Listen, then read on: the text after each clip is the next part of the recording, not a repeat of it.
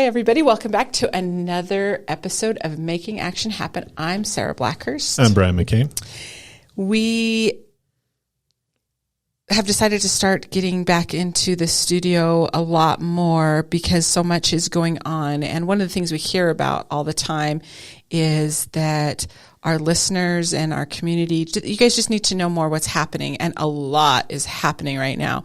So one of the things that we've noticed lately is that everybody's working on their bills a lot earlier in the year than we've seen in years past. Yeah, I'm sure they always work on them early and have an idea, but I've heard from a couple organizations that, they already have their bills lined up and their legislative priorities, whereas traditionally in the past, I think they would go around right before Thanksgiving. I think they would do it after, they timed it right, so it was after an election, so they could go meet with everybody and say, hey, here's what we're working on, this is what we want to see, this is what we don't want to see.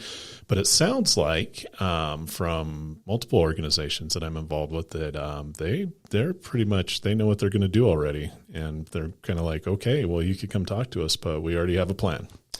So you all know we've been talking about it a lot, the Academy, the Leadership Policy and Governance Academy. We finished that up last month in July.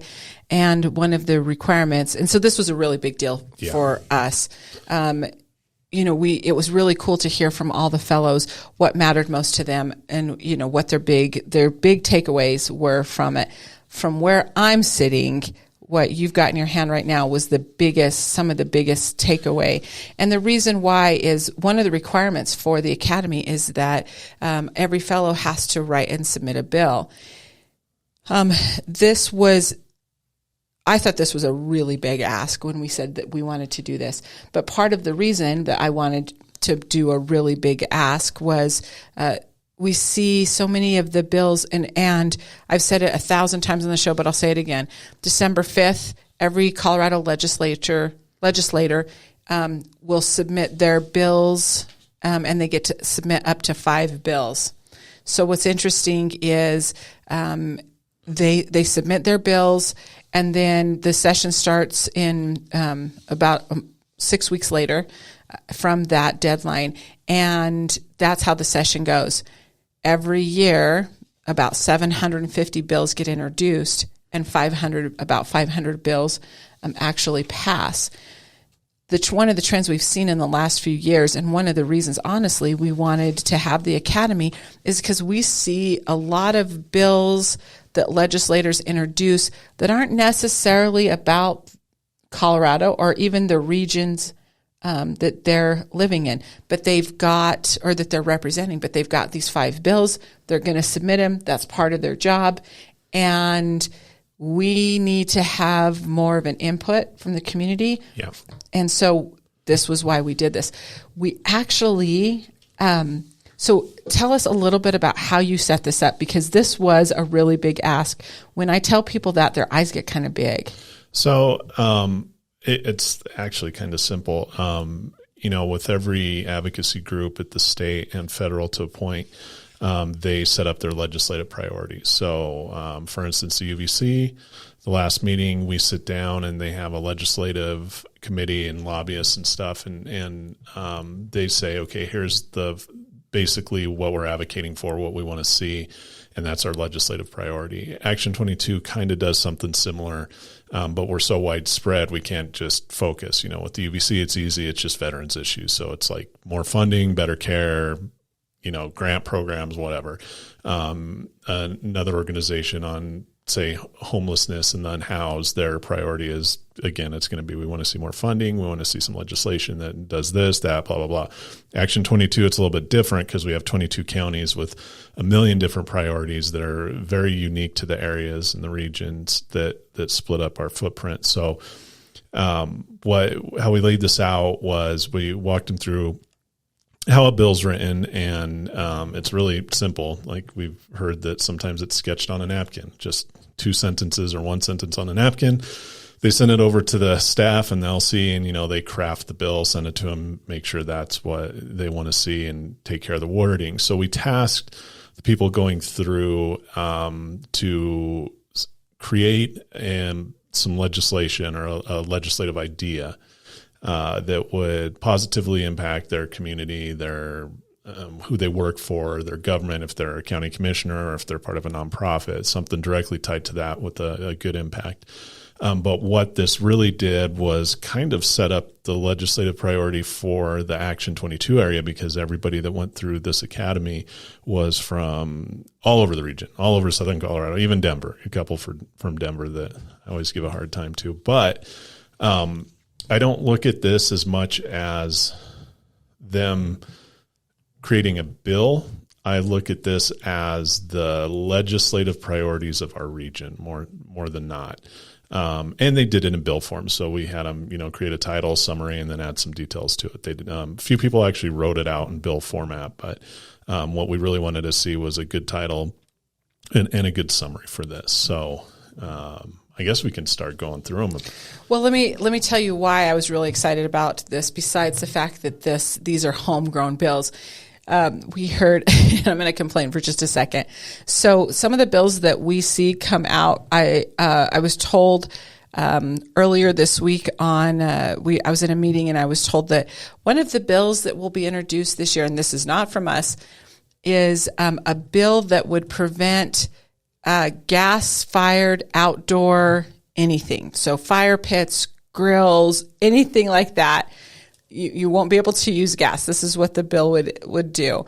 I wish I was surprised or even confused that would be a bill, and it made me want to shove somebody into the snow. But there's bills that I guess they just can't think of anything else to come up with. They can't think of anything else that they need to do besides determine whether or not you can have an outdoor fire pit or a gas grill.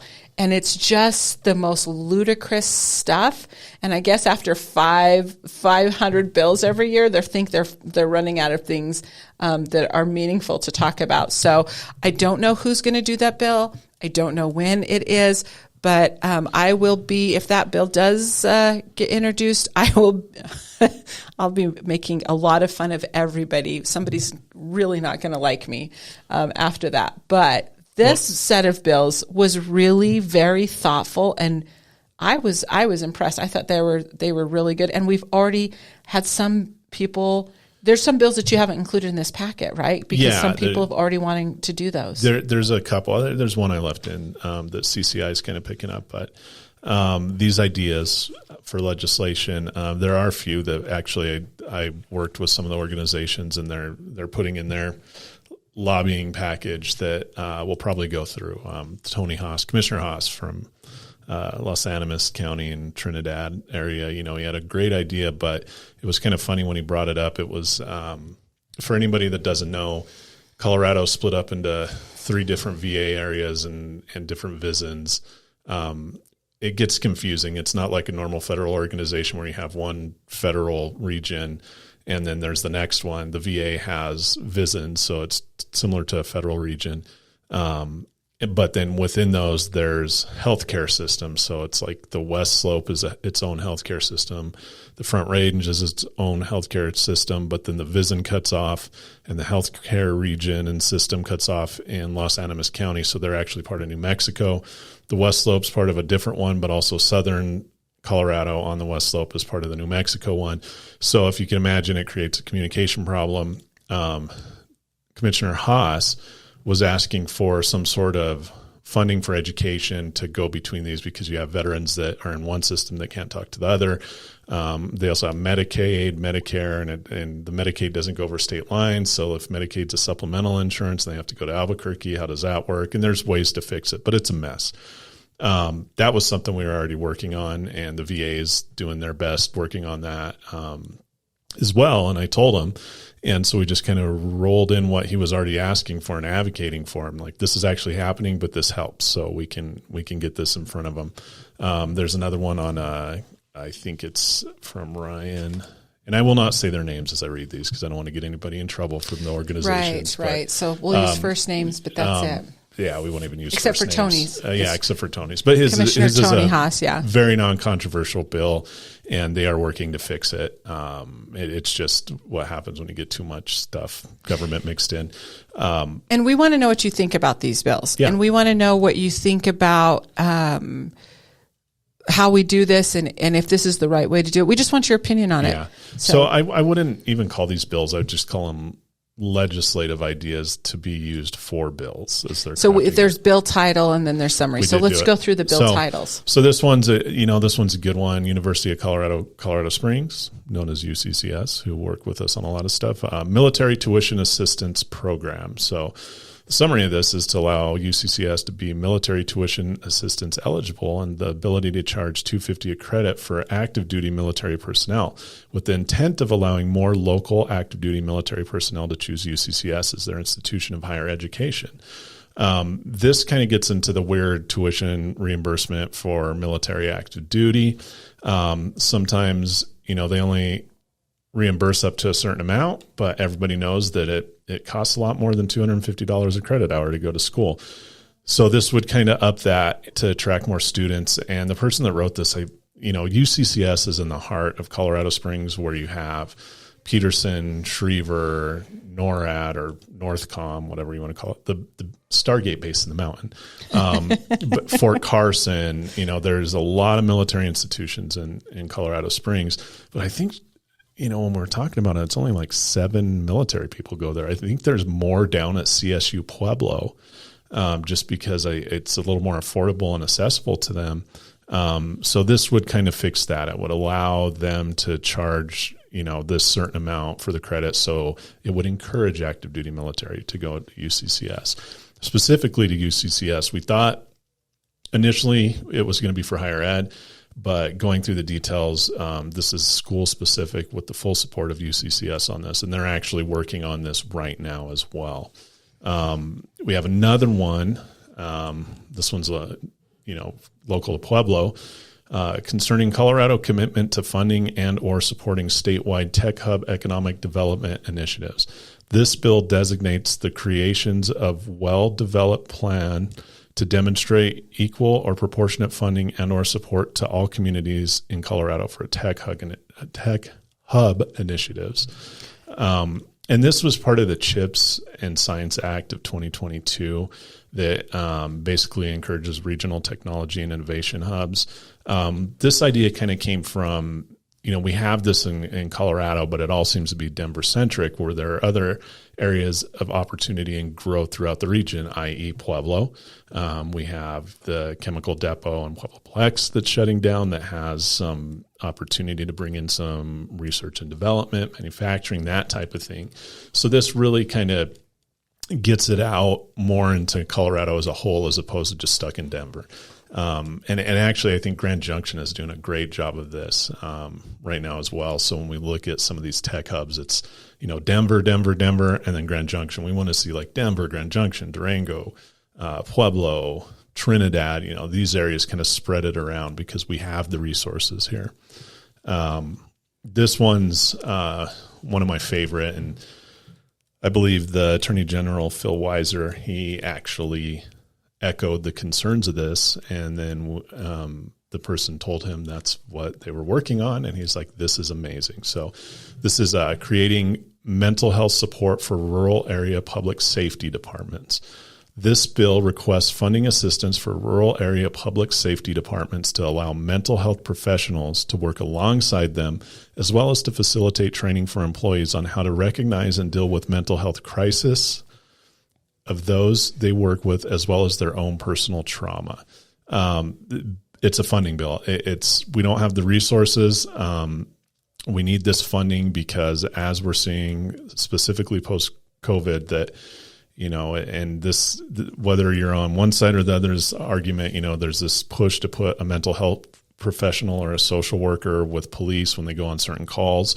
This basically expands on that and creates a funding mechanism to support this, but not only for, say, the police going to a call, but also for the police, firefighters, EMT, first responders themselves. So this is something that's being talked about a lot. This is something that we've never really considered until recently.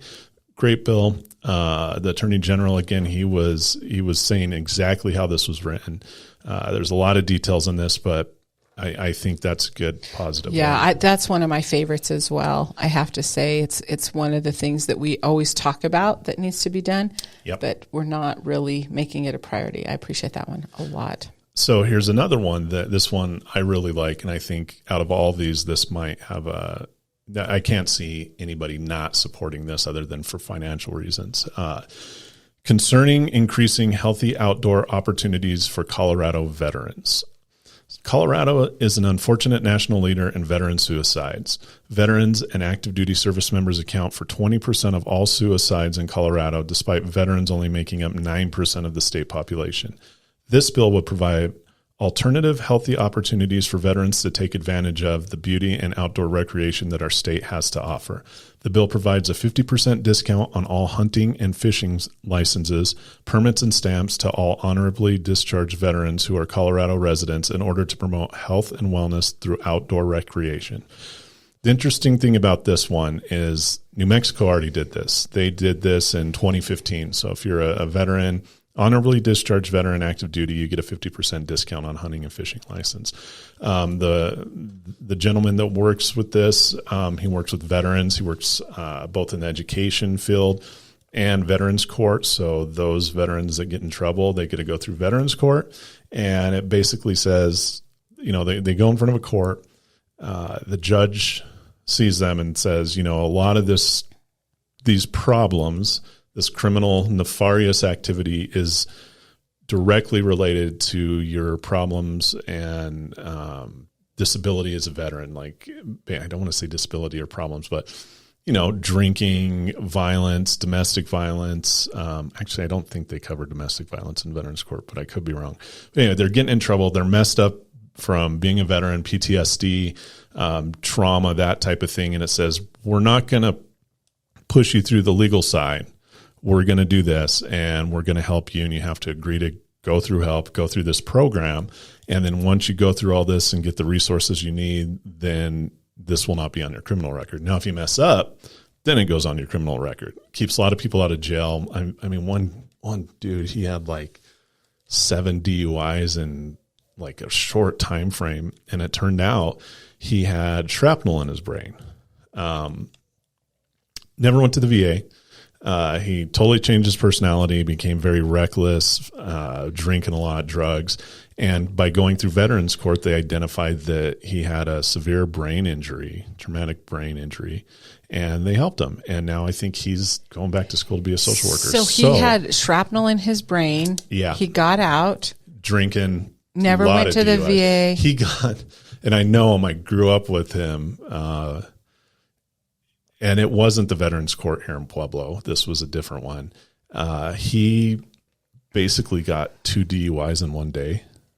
What? Yeah, he got a DUI, went to jail. They did everything, and they let him out, and then he went straight home and drank and got another DUI. But he had shrapnel in his brain. How did the Veterans Court finally figure that out? Or he wasn't originally in Veterans Court? No, he was in Veterans Court, not the one here in Pueblo, but through going through Veterans Court, he had to agree to go to the VA, and they require that you seek treatment and services that are provided and available to him. And that's when he finally signed up for the VA, and they went in and they found like, oh, shoot, you have a brain injury that's pretty bad. I think it was, I don't know if it was in his brain, but it was like pushing on it and it was causing some problems with his frontal lobe. That's horrible. But sorry to go on a tangent, but this important. And I could say his name, Jacobo. He mentors these veterans that go through Veterans Court, and he also mentors veterans that are going through higher education. So in doing that, he takes them fishing, hunting sometimes, I'd imagine, takes them out, shows them some positivity, gets them out of the funk, gets them outdoors. So he thinks that this would be great. It would encourage more veterans to go get their fishing license, go get their hunting license, because they all love to hunt. And this would just encourage that, which does provide for their mental health. Now, the UVC has a different priority with this. They want to do I think it's 5 days of free camping allowed to all 100% disabled veterans. So that's their way to approach this. We're advocating for that from the UVC standpoint, saying if you're 100% service connected, you get to go camping this many days a year in a state park for free. So that's cool. That's a good one. This one is an act creating a study of the feasibility of energy security technologies in rural Colorado. I'm actually going to read the details of this one. Yes, it's not please. Too long, I was going to say this is complicated. And this is, but it's actually excellent. Makes sense. It makes sense. But yeah, read it. Colorado residents are increasingly transitioning from propane and natural gas, ding, ding, ding, ding, what we just said, appliances in their homes to electric, both in response to regulations and out of a concern for personal and public health. This transition is more difficult in rural areas of Colorado where reliable, safe electricity is not always readily available. Running expensive high-voltage transmission lines to rural frontier and mountainous Colorado regions, that's another important line in this, the rural frontier communities. That means you're living out in the middle of nowhere, is not a cost-effective proposition for utility companies. So the communities and residential homeowners in those regions are left with few options for power. These residents deserve energy security and independence as much as any other Coloradoan. Oh, and I put a typo in there. I'm finding typos as I'm reading these that I got to go back and fix. The act creates a feasibility study for energy security technologies that can be utilized by rural Coloradoans, including, but not limited to, residential solar, residential wind, residential hydroelectric, residential battery storage, including emerging renewable battery technologies, microgrids, hyperlocal utility cooperatives, efficient off-grid systems, and any residential or microgrid systems that supplement the efficiency of residential or microgrid electric energy production. So basically, he wants a study done to see how feasible it is to live off the grid. And part of that, we had some energy people that were going through the academy, and they're like, well, that's, they're explaining that's not the way it works. But the more they dove into it, they're like, no, this is not saying I don't need to tap into the grid. Like even in the frontier areas, They are tapped into the grid. The problem is that grid or that delivery of power is not stable, and they rely on propane tanks, whatever. The energy people said this is creating a redundancy. So this is a good study to show what is a redundancy as we read these stories going forward of, say, there's rolling brownouts in areas due to the electric grid being just overused, too much electricity. Don't charge your electric car from this time to this time, as we heard in California, or don't turn on your air conditioner. This just creates a redundancy. What if you can create a microgrid in these areas, or I forget how he worded it, like a micro cooperative with energy that provides that redundancy? It's like, hey, the grid's straining, but we're generating our own wind or solar, battery storage that's locked into 4 or 5 houses in this area.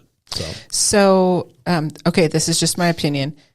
The reason I like this bill is because, or I like this idea, is because if we were serious about transition, and we are serious about just transition, that term gets thrown around a lot, we would have already been doing this. Yeah. We've already been doing this. And there's not a lot of thought given to how do we transition these rural communities. It's a one size fits all. Yep. Do it here and we'll do it. That's everywhere it should be. It's back to the bill that we're going to get about no gas. And it's like, are you how? Yeah. See, this is me editing. But this would be a good. See, this would have been this should have been the approach that was from the taken. Beginning. Yeah, from the beginning to help say, like, what, we get it, like we're forcing this on you or creating these regulations, but maybe we should figure out a way to ease some of these areas or look out for them other than just do it all at once. To keep them covered. Yeah, and to create that redundancy. And alleviate burden while doing it. And here's another one. This is a trade school study, which this is something that we're actively talking to many groups about. So this is kind of going forward already, but according to the U.S. Census Bureau, nearly half of all Americans over the age of 25 still have no post-secondary education or training credential. The National Center for Education Statistics reports that these workers, on average, earn low hourly wages and have low weekly and annual earnings. The Colorado Trade School Study Act, and that's kind of what he wants to the title of it. I put it as just Trade School Studies, but it's Colorado Trade School Study Act, aims to assess and explore the feasibility of establishing and supporting a high school program by which students can opt to become employed in one or more available trades, e.g. plumbing, heating, and air conditioning, electricity, carpentry, and welding. This bill recognizes the importance of vocational and technical education in preparing for the future workforce and addressing the growing demand for skilled labor in various industries. The proposed legislation mandates the formation of a specialized task force consisting of state department heads from all Colorado university and community college systems, labor, insurance, commerce, and community representatives. This task force will be responsible for conducting a comprehensive study on the potential benefits and challenges of implementing trade school options in Colorado.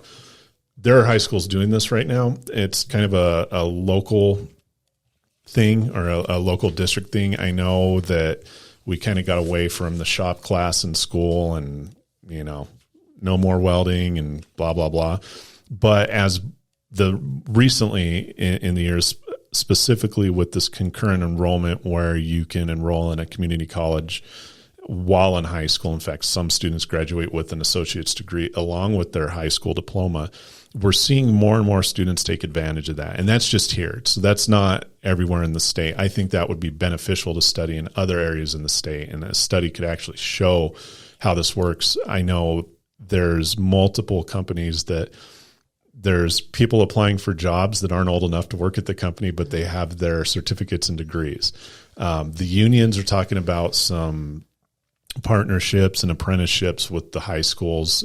They seem to be pushing that again, which is great. And I think with that concurrent enrollment with the community colleges, that just creates more opportunity where, hey, you know what? I don't know what I'm going to do. I don't want to go to college. Like, why don't I look at a technical trade, at least to cover me getting out and making some money. Now, this sounds like very arrogant thinking, pushing that on a high schooler or whatever, because I have a high schooler that just graduated and she in no means would even consider this. And it's tough from being older and looking like, man, this makes sense. As a high schooler, it doesn't. But I think that if you can show specifically with the unions and these apprenticeships, if they're in the school and the community colleges, these welding classes, plumbing, whatever, and they say, hey, it's okay, you don't know what to do, but here's a way to make some money right out of high school. The training, you can do it. It's easy. Kids learn way more quick than adults do when it comes to this stuff. And that some of the union people, I was talking to one of the union guys, he brought it up. He's like, we have people that come through and join the apprenticeships and, work for the union and go on to become engineers. This isn't like you graduate high school, you're a plumber, and that's all you're going to do the rest of your life. It's kind of like, no, let's make some money and think about this and work out in the industry, in the field. And, I could always go to college later. No, I love this one. And we know who, Daniel did a great job on this one. And to your point, my friend Mike Hamm and I have been talking about this a lot lately because they have a really robust where you can for the IBEW, you can be working right now. Yeah. And getting your apprenticeship. And he also said, you'll see a lot of, especially if they're younger, you'll see them go on to get their engineering, or you'll go on to see them. And either they can go into work for somebody else, or they can start their own company. That's the future of how workforce is going to go. It's kind of how it used to be when we were getting out of high school. You saw shop class going away and a lot of this, but I do remember, in middle school, we built sheds. Yeah. I mean, we learned how to build a shed, and then they sold the shed, and then we got the money for it, And I mean, this is like 7th and 8th grade. We were you were building building a shed. We did the same thing. And then it just kind of, again, just education went away from that. Go to college. Yeah. No matter who you were, you needed to go to college. Just be a lawyer. And then after that, it went. Ironically, this bill was written by a lawyer. It was written by a lawyer. True, but this is really important. Yeah. So this is a tough one. And well, let me just say this one, we've recently seen, because when she first started to talk about this, we were kind of like, about it, but it's addressing a need, and it's been all over the news lately about what really goes on in this arena. And I say arena because it's a battle. So this is Prevent Financial Abuse of Children Welfare. To prevent financial abuse to either party, mother or father, for the purpose of providing for the children. So this is where, and I'll read some of the details because it explains it a bit, but parties are using the judicial system to financially bankrupt the party who provides for the children. Interest of the children is not taken into consideration. So basically you're going through a divorce and there's a custody battle, and one side has more money than the other side, and they drag it on until the other side does not have money, and that causes many problems. There was a bill, it was House Bill 23-1159, that did not pass this last session, that was going to basically study how often this takes place, because there's no data on this, but everybody that listens to this has a friend or family member that's going through a divorce and a custody battle. Personally, I have family that did this too. And it literally, he had to take out loans. He's paying off loans right now that are in the tens of thousands because do that. The other side, the other party in it had way more money than him. And, it worked out exactly how it was proposed at the beginning. It took a year and a half and about $60,000 to get to the same point. But that was the tactic being used. It was like one side had way more money and they're like, we're just going to drag this out and make you throw money on it, disagree with everything. And it almost broke him. And luckily he had the support to pay for this and had the good credit to take out loans, and then now ruin his credit later or ding his credit. Well, and we saw this, what the issue that was in the news is that there was a not a very professional, you can look it up, that was this parental assessment to, somebody, they send somebody in, you have to pay so much, send somebody in, they decide whether you're a good parent or not. Yes. And you have to pay for all of this stuff. Well, this person was ultimately fired and is no longer in the state because of the very poor practice and how they did that. But those people have to turn around and start over now and come up with. It's not cheap. It's not cheap. It's all told. Just that part of the process was going to be about $20,000. So that it's a heartbreak. It's heartbreaking. It's kind of the environmentalist tactic where they can't get a law passed, so they just litigate till the problem goes away. They outspend them. Exactly. This is a messaging bill, which I love, which probably, we know that this probably won't go anywhere, but it's concerning the creation of a task force to study impacts legislation has on rural Colorado communities.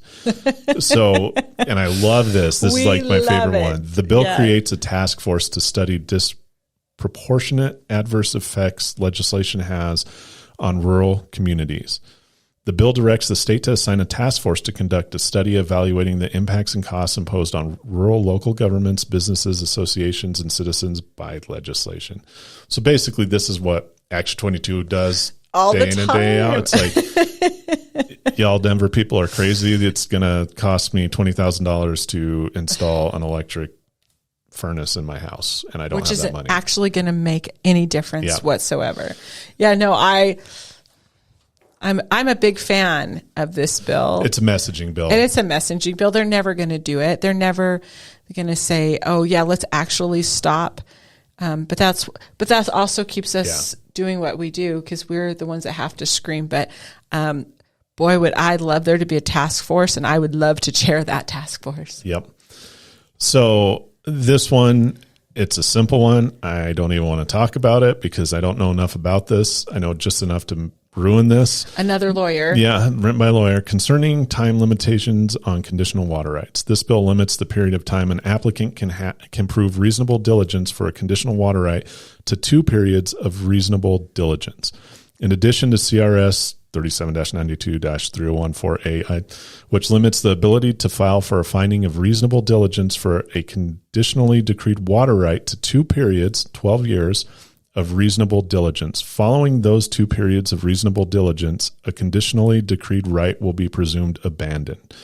The abandonment of the conditionally decreed right can be appealed to the decreeing water court for a finding of substantial diligence in the pursuit of perfecting the conditionally decreed water right, allowing for an additional 6-year period to pursue the right upon a finding of substantial diligence by the appropriate water court. Mark my words. Mark my words, not mark my nerds. Mark my words. This person in 12 years is going to be a wildly important voice in the Colorado water law world.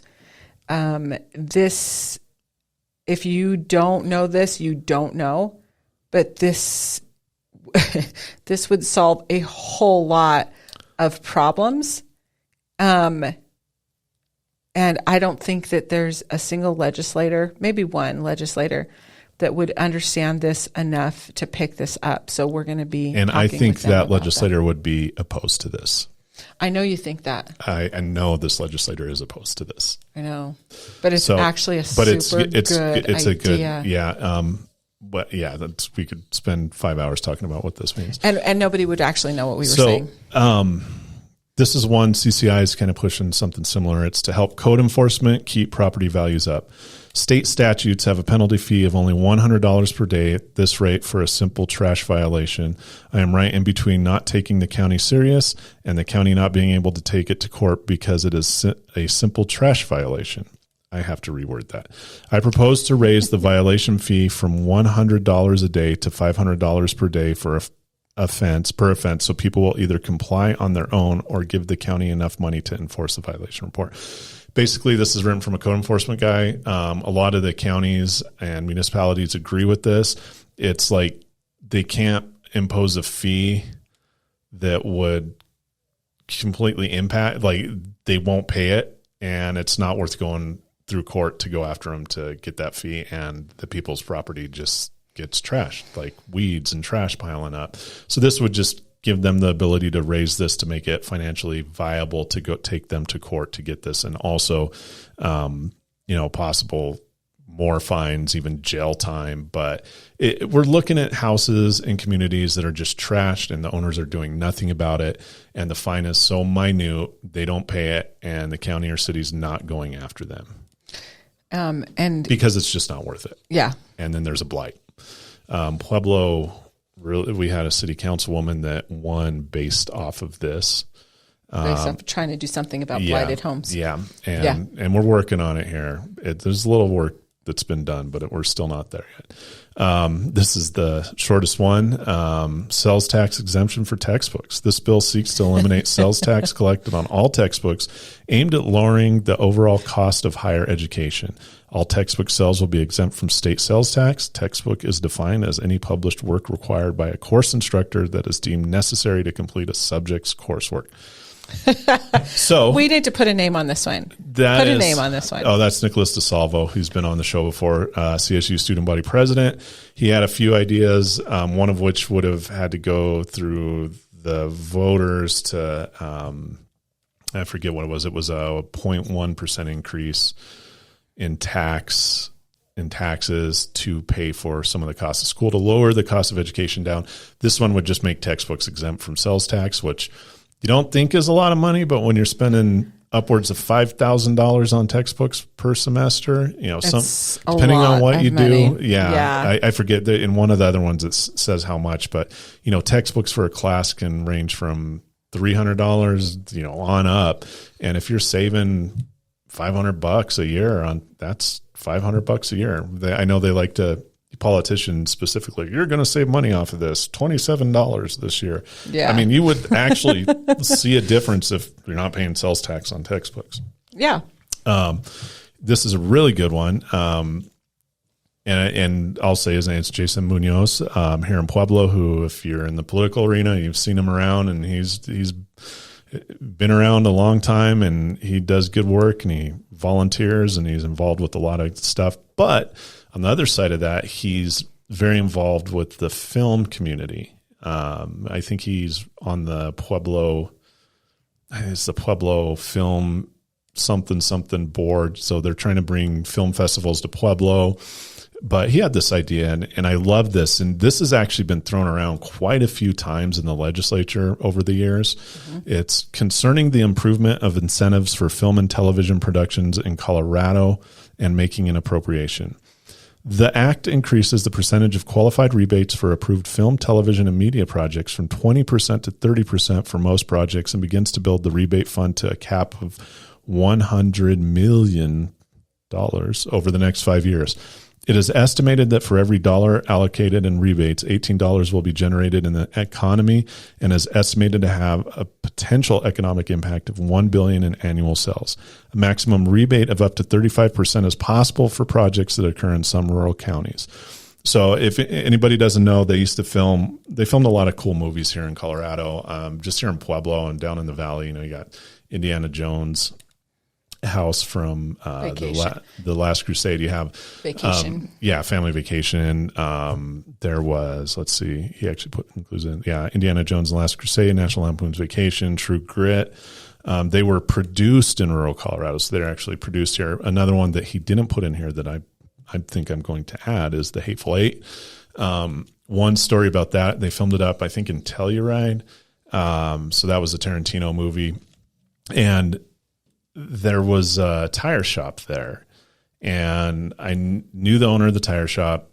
I mean, you're in the middle of nowhere. He's not doing any business. Everybody that goes to Telluride has nice cars and tires. Sure, you get a flat every now and then, and he can fix it. But he was struggling to make it. And when they were filming The Hateful Eight, the whole cast and crew, they needed snow tires because in Colorado, you have to have snow tires to go over the mountains and passes. It's required by law. And they went in, and I think they wrote him like an $800,000 check just to provide snow tires for the entire cast and crew. Saved his business. And the reason for that is because they were filming scenes from The Hateful Eight and Telluride. So this, I think you would see more of this. I think that there's some really great opportunities in the Action 22 area to do some movie work. New Mexico does a really good job. They make it... Every damn movie that you see and it says they're in Colorado is filmed in New Mexico. In New Mexico. Like, what movie was it? It was Beer Fest. Like, they're like in a Colorado town, and you look at it and it's like, that's New Mexico. That's New Mexico. Yeah. Or, oh my gosh, I can't think of it, but it was a whole series. And it was supposed to be happening in Colorado, and it was always in New Mexico. New Mexico. Well, Mexico does a better job. There's no reason we can't do a better job here in Colorado. There's a lot of the stuff is in Canada. I think was it Stargate was filmed in Canada, and they said it was Colorado Springs. Yes. Going back, it was Stargate. It was always on the rainy show. for every episode. They were outside. It was rainy, and it was clearly. It's kind of like Colorado. When you watch a movie and they say they're in Washington D.C. and there's skyscrapers, and there's absolutely no skyscrapers in D.C. This is this one makes total sense, but it would change so much that I don't think that they would do this, at least not right away. But to allow an alcohol establishment for food trucks. Now, why this is important, or why she brought this up, is that anybody that's owned a bar or anybody that's held a liquor license, it's tied to a physical location that doesn't move around. You can only own one liquor license in Colorado. So if you have two bars, you can only own one of the liquor license, and somebody else has to get the liquor license for the other. Liquor licenses are finite, so there's a certain amount that the state and the counties and the cities give out. So it is capped. But what this would do would allow for a liquor license on food trucks. So concerning permitting a retail establishment to serve alcohol at a mobile place of business or a food truck.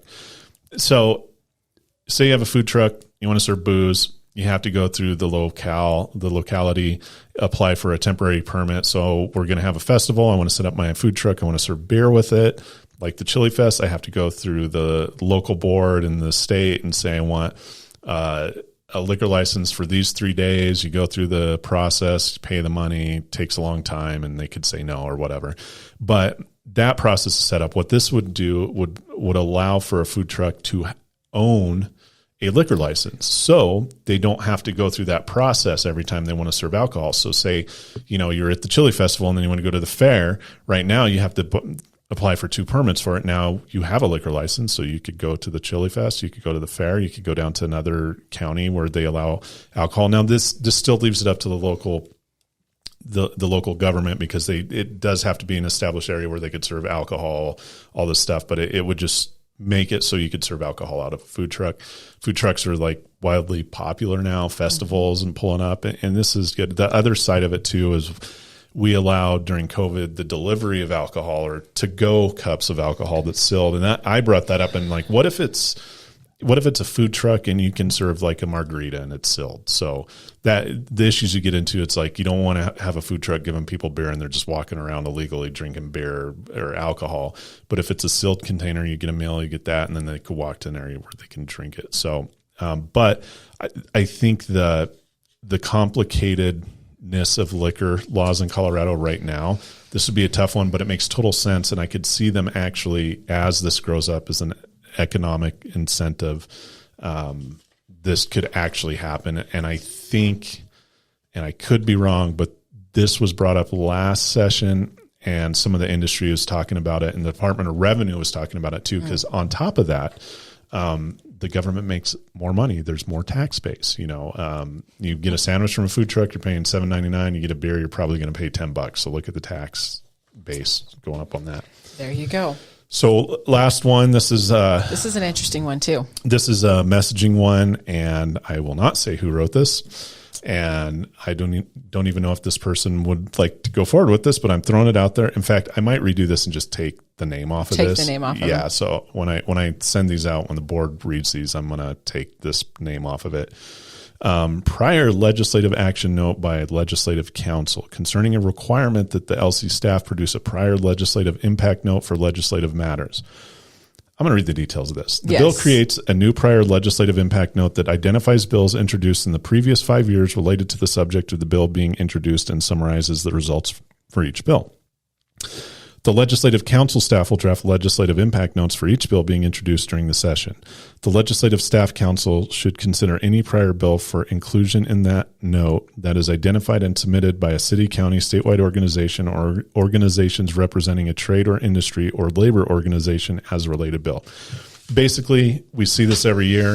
It's like, well, and I would take this a step further. So they're talking about a bill. So it's like, oh, we're going to introduce this bill. It failed.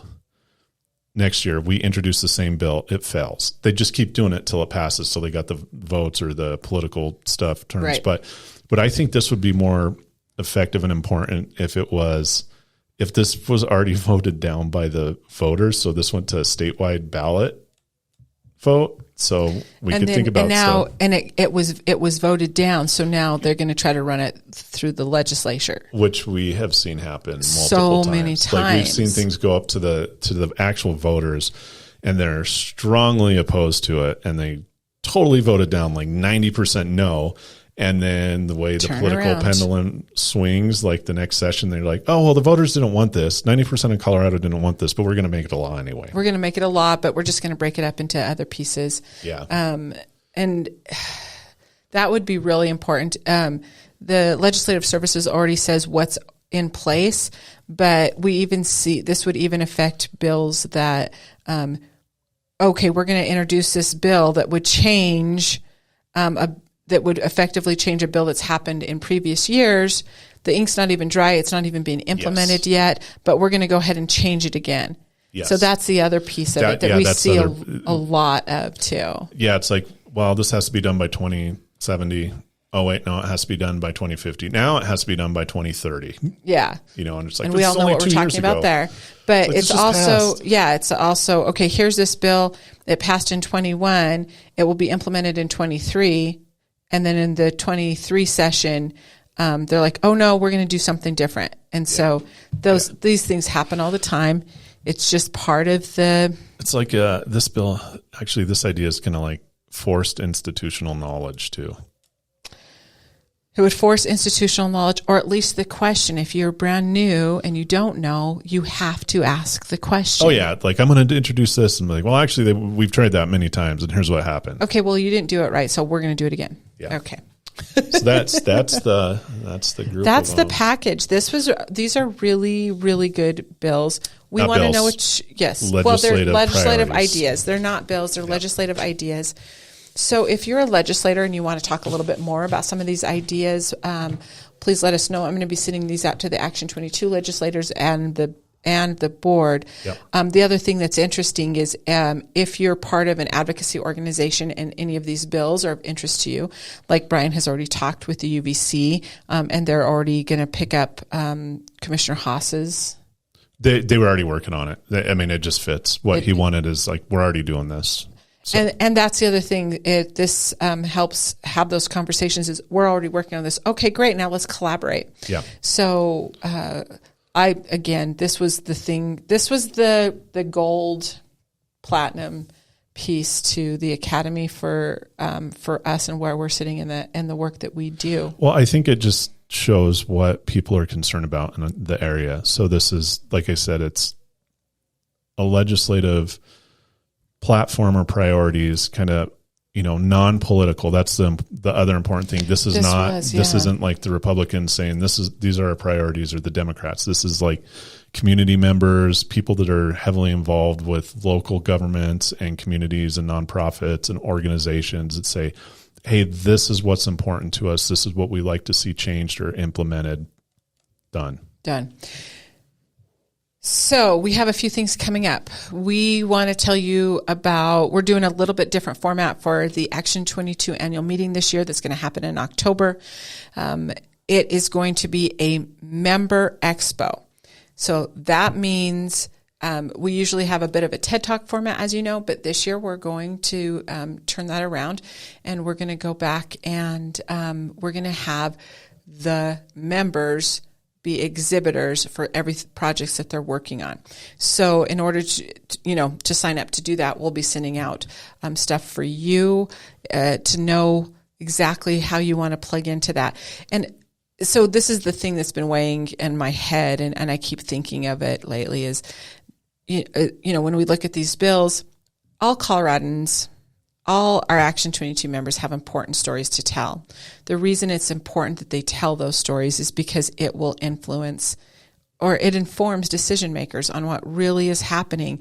It's very, very easy when you're in Denver and you're in the Capitol or you're in these decision-making arenas to just have what's being poured in on you, and that's, metaphorically, you're getting all of this information, and you don't always hear that voice that's clear on the other side of the state. And so if we can do a really good job of telling these stories, and then saying, here's what we need you to do, this is what we're looking at, and these are our priorities, I think it's going to make the whole state better. And as we had with Dave Young, who was on the show last time, talk about really working together, I think this is the right way to do it. So we're doing that. We're going to expand the format for the show, and we're not ready to tell you about all of that yet, but that's going to be really exciting, and it's going to have you more involved in the voice here on the show. Action 22, of course, is the voice of Southern Colorado, and it matters what you have to say. And so we're going to expand the show, and we'll be telling you a little bit more about that in days to come. And then by the time you hear this, we'll be looking at the event of the year that we get really excited about. It's not our event, but we love it, and we'll be there, and we hope to see you at the legislative barbecue, of course, that is hosted by the Greater Pueblo Chamber of Commerce, and that is happening on the 25th. If you're hearing this and you haven't gotten your tickets yet, get your tickets straight away, and you can do that by going to the Greater Pueblo Chamber website. But we will see you at the legislative barbecue. But there's events going on all day that day. We'll be there. It's hot and sweaty, but we get to see all of our favorite colleagues there. What else is happening coming up? State Fair. It's all the State Fair. So I think you'll hear this Wednesday. So the day after tomorrow is when the state fair kicks off and all that fun stuff. And we'll have a good date for you on the Action 22 annual meeting and expo. It should be, it's either the very beginning of October or the very end of October, but we'll by the time you hear this, there will be a date to it. And I'll put it down here. Just read in the comments. But the reason it's taking us is because the venue is really cool and completely unexpected where we're going to do it this year. So that's why it's taking us a little bit longer than normal to say where that's at. So Action 22, the views and opinions expressed on making action happen are not necessarily the views and opinions of the Action 22 board or its members. We have to put that proviso in every time for obvious reasons. Chad Forthman, I know you're listening. We're going to turn the stalker stuff back on and say it's really cool to see you working on expanding in the STEM program. We love the STEM program, and we know that you're going to deliver that more effectively to some rural communities, and we can't wait to see all that you're going to do with that. Anything else before we go? That's it. Thanks, guys. We'll see you next time. All right, bye.